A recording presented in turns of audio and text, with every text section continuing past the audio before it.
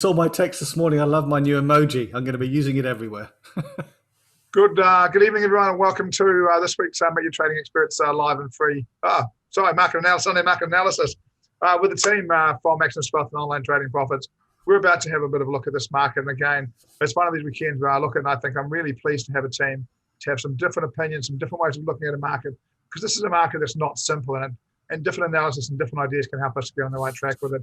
My encouragement to you guys is over time to pick out your one or two people that you really like, follow them, and see if you can use the education to get some extra benefit from it.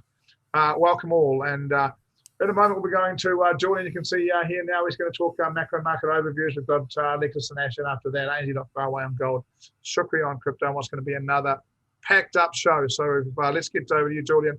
Julian, the macro position clear, but moving around a little bit at the moment. Oh my God, yeah. Look, right. So listen, guys. Last week was interesting on 2 or 3 counts, and I think it went over everybody's head. Okay, so one of the key things that was happening last week was the ECB was sitting down, looking at their review for the last 18 months, trying to probably stay awake.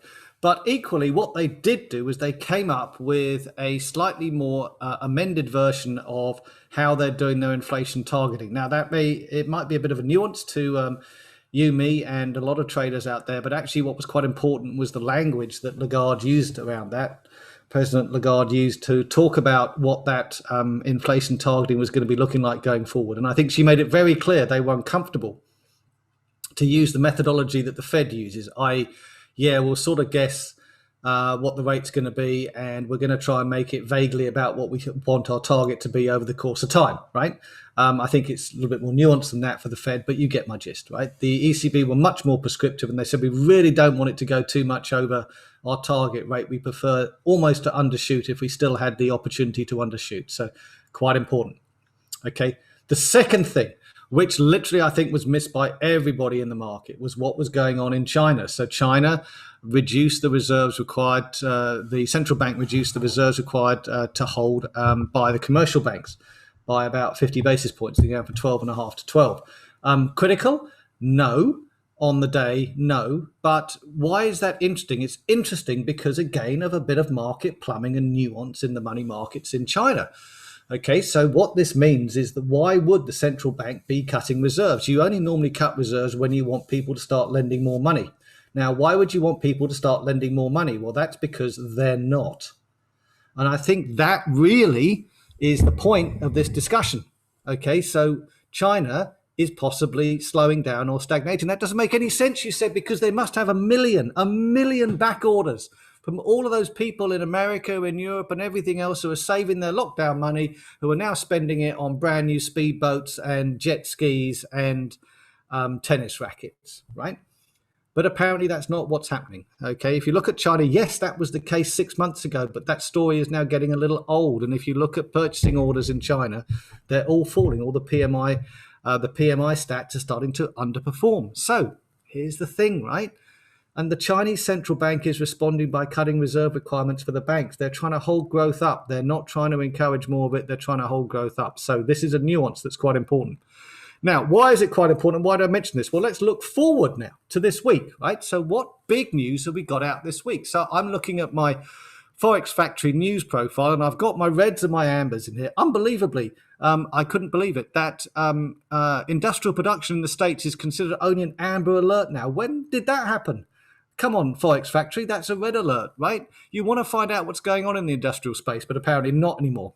Anyway, so what's really interesting about this, right, is that we have towards the middle of the week and towards the tail end of the week, 2 things happening. Lots of central banks talking. Bank of Canada's chipping in. I think the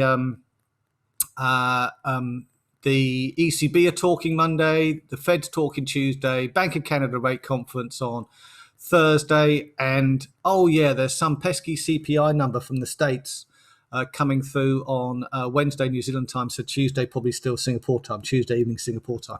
CPI, our friend. Does everybody remember? Do you guys remember that CPI? A couple of months ago, 5%, I think we got above the highest level of CPI in 42 million years. Well, okay, here we go again. Here's our new chance. Is it going to go higher? Is it going to go lower? Expectations are, just looking at this now, expectations are about 0.5, 0.6 for the month. But the key thing is what's the annual headline rate going to be? Okay, so here we go. This is the thing, right? So why is all of those things important? Well, all those things important because something happened last week, and I'm still trying to figure out who did it. But there was clearly a very big seller in the asset markets at the beginning of last week, right? It lasted for a couple of days. There was a lot of liquidation around the world, right? Somebody somewhere unloaded some big positions. I don't think they know anything. Maybe they're just doing a big asset reallocation. Okay, this is what these big fund managers do from time to time. Maybe taking some more back to cash. Who knows? Got to keep our eye on the price action with key economic data coming up this week, with the Chinese economy unbelievably looking to maybe slow down. What does that mean? If we see inflation coming off the boil now, and we've got industrial production in the States later on this month, if that also starts to show a little bit of a slowdown against the expectation. So think surprises, not the actual number, right? Think surprises against the actual number. Okay, then we might see some fireworks. Then there may be some people who feel that they are justified in selling off those big positions they had last week. And if that is the case, then the market could well start to come down again. So we need to watch that price action as it unfolds over the next week. It's really, really, really important. Let's chart of Bitcoin. Hey, while we're on Bitcoin, good point, Paul. Maybe McCree can talk to this. Why is nothing happening in Bitcoin? By the way, this is a good thing. Bitcoin needed to settle down before you can buy it again. Volatility has to disappear from this market before people feel comfortable buying it again. Anyway, but that's beside the point. Paul, I think that's about it for me on the macro side. Guys, have fun this week. Good trading, and let's see what happens. Yet another exciting week as we rush towards Jackson Hole, which only seems to be about 5 weeks away now.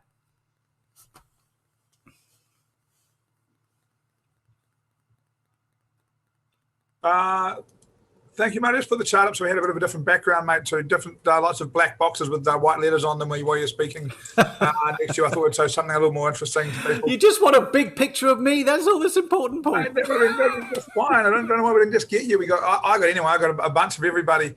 Mate, shall we check with Sukri? Put his hand up. Shall we check with Sukri what's happening to Bitcoin before you go? See if he's got anything he might talk to him about. Yeah, Joe. It is waiting for the 18th for the GBTC unlock, grayscale unlock. 15,000 BTC or a form of BTC is supposed to be unlocked then. So people are nervous. But on the other hand, that's what you see. What you do not see is there is a stealth rally already happening.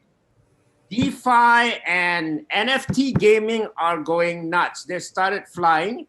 I got into an IDO on Friday night. I put in $300. 35 hours later, now it's 7,000. I have not seen that for a long time, but it's coming back slowly. And this is why I love cryptocurrencies, Sukri. You are amazing. Guys, how about that? I'm going crazy. Unbelievable, right? Unbelievable. You're looking at a genius here, guys. We are so lucky to have him. We indeed are very lucky to have him in that DeFi space. That's an interesting space to keep an eye on. Look, I don't appear to have Ash in at this point, so let's go to Alexis and do fundamentals. I'll drop Ash a message and see if he's going to come and do a cross on the data not far away. Thank you very much for that, Julian, and for your Q&A with the customers earlier on tonight. And Sukri, thanks for that as well. We'll have you back on